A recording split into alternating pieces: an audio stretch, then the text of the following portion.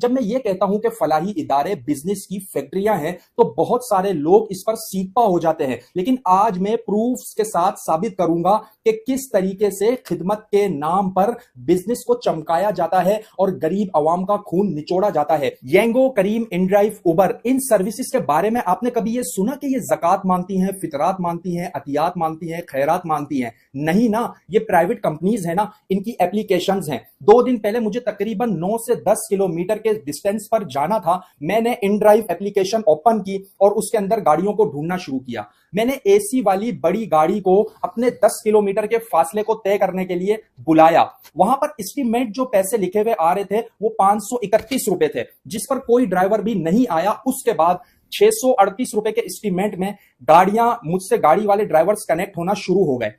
10 kilometre का फासला अहमियत रखता है। 10 किलोमीटर तय करवा रहे हैं इनड्राइव वाले 638 रुपए में एसी वाली गाड़ी में सहूलत के साथ। और दूसरी तरफ जब आप देखेंगे एम्बुलेंस सर्विसेज के जो ज़कात, फितरात, अतियात, सदकात फलाही इदारे जमा करते हैं और उन्हीं रकम से ये चलती हैं, तो आप देखेंगे 10 किलोमीटर के सफर के 3000, 2500, 2000 रुपए चार्ज किए जाते हैं। आप में से सुनने वाले बहुत सारे लोग इस बात से मुत्तफिक होंगे। आपका अपना एक्सपीरियंस रहा होगा, आपने किसी फलाही इदारे की किसी मजबूरी में एम्बुलेंस भी बुलवाई होगी, फिर उसके चार्जेस भी पे किए होंगे, और आप ही ने कभी जो है वो अपने लिए उबर, इनड्राइव, करीम, येंगो वगैरह की सर्विसेज को भी यूज किया होगा। येंगो वाले, करीम वाले, उबर वाले ये कभी भी अतियात, ज़कात, फितरात, खैरात, अतियात नहीं मांगते, जबकि 10 किलोमीटर के फासले का इनका किराया एसी वाली गाड़ी का 638 रुपए है। जबकि दूसरी जानिब जो दिन रात चंदे मांग के आप देखें मुख्तलिफ जगहों पर, मुख्तलिफ चौकों पर, चौराहों पर, शाहराहों पर, सरकारी जगहों पर, फुटपाथों पर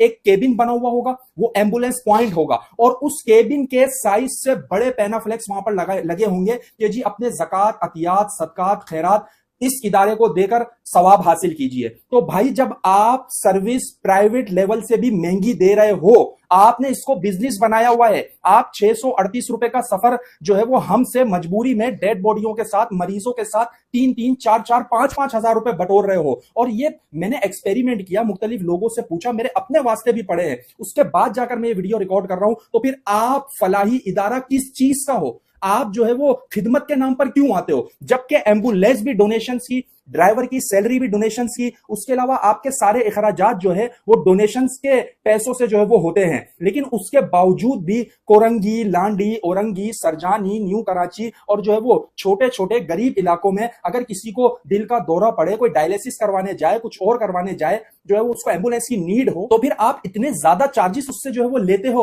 और फिर पूरी दुनिया के अंदर डोनेशंस लेते वक्त, चंदे मांगते वक्त, अपीलें करते वक्त ये तासुर देते हो कि हम फलाही इदारा है। तो भाई फिर ये बता दो कि येंगो, इनड्राइव, करीम वालों का क्या कसूर है? फिर तो उनको भी ज़कात, अतियात, चंदे जमा करने चाहिए, उनको आपसे ज्यादा जरूरत होगी यार। क्यों? क्योंकि येंगो के अंदर कंपनी भी अपना प्रॉफिट मार्जिन रख रही है। उस ड्राइवर, वो ड्राइवर के जिसकी 20-25 लाख रुपए की गाड़ी रोड पर सारा दिन चल रही है, जाहिर सी बात है ये भी एक इन्वेस्टमेंट है। तो 25 लाख लगाने के बाद वो इस रकम के अंदर हमारे 10-10 किलोमीटर का सफर तय करवा रहा है, और उसके बावजूद भी वो ये कह रहा है कि हाँ भाई मैं इसमें बचत कर रहा हूं, इसमें कमा रहा हूं। तो फिर हमें क्यों खिदमत के नाम पर जो है वो चूना लगाया जा रहा है? हमें क्यों खिदमत के नाम पर ये ढकोसले और मंजन दिए जाते हैं? और दूसरी जानिब तशहीर इस अंदाज में की जाती है कि जैसे सारे गरीब जो है वो इन्हीं के पैसों पर पल रहे हैं। प्राइवेट कंपनी से 3-3, 4-4, 5-5 गुना ज्यादा चार्जेस। आवाम से गुजारिश करूंगा, ये जेन्युइन इशू है, इसके ऊपर आवाज उठाएं, अपने अपने एक्सपीरियंसेस कमेंट सेक्शन में जरूर शेयर कीजिएगा और बताइएगा कि एम्बुलेंस और उसके अलावा ये प्राइवेट सर्विसेज, इनके दरमियान आपको क्या फर्क महसूस हुआ? क्या आप मेरी बातों से मुत्तफिक हैं? तो इस वीडियो पैगाम को इतना शेयर कीजिएगा